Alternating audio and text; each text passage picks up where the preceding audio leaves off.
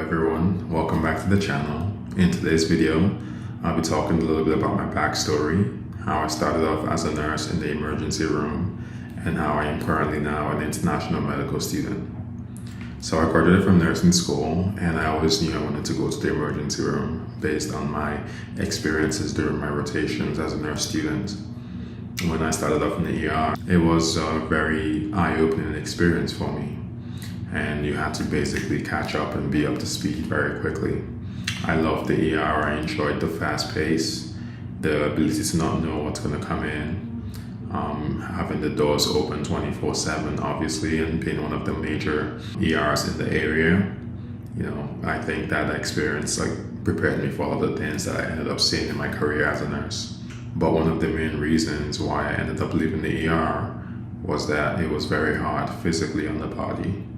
Because of that constant pace of go, go, go, constantly dealing with a lot of tough, life-threatening situations, it was really difficult for me. And I especially could not see long-term me staying in that environment for 20 or 30 years. This is also me saying a massive thank you to the people who have worked in the ER for years, and especially over 10, 20 years, because I know the physical and mental toll that it takes on your body to do the job and do it well. So thank you all for your service. Eventually, before I left the ER, I decided I wanted to still continue doing something in critical care, but still a little bit less taxing on the body. And this is when I had my transition to the ICU. Now, trust me, there was a bit of an adjustment period, as with everything usually is, because while the ER is very fast-paced and you have to be able to handle anything that's going on, just like the ICU, the amount of detail and attention to detail that you need to have in the ICU is significantly higher. And so as an ER nurse who was transitioning to the ICU, I had to take a couple steps back and learn the right way of how to see a patient, the information that's necessary for every patient that you have. The idea is that, could potentially go right or wrong, the level of detail that you need to be able to present a patient, both to the attendants as well as to your peers when you're transitioning care and handing off at the end of your shift. The amount of things that you need to do when you're having a new patient come into the ICU, which is vastly different from what you need to do anytime you're seeing a new patient in the emergency room. And so this took me a little bit of time to kind of get used to and get adjusted to, but it was absolutely worth it for me in the end. So I worked in the ICU for a little while, and this was before COVID started. And once COVID started, I transitioned slightly to being a cath lab nurse, which I didn't really get to have as much experience as possible, but eventually transitioned back to being an ICU nurse. And I'll talk about this in a different video, what happened in that time period.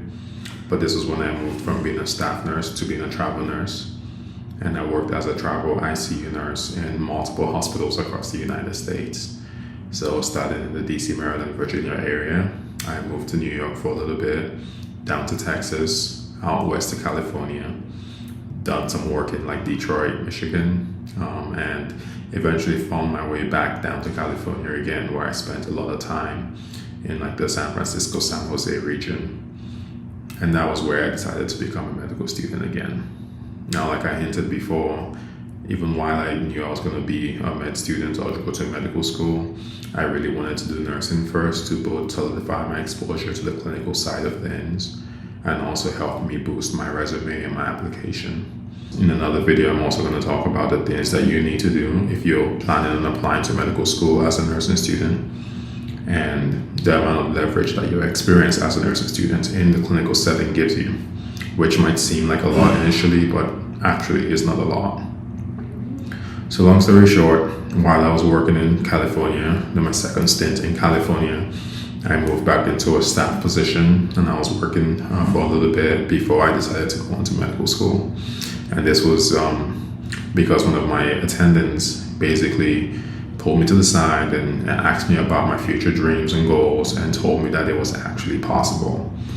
Now, the story I didn't share with most people was that I had been applying to medical school while I was working initially, US-based medical school that is, and I would get interviewed, waitlisted, and rejected. And this happened for 3 separate cycles.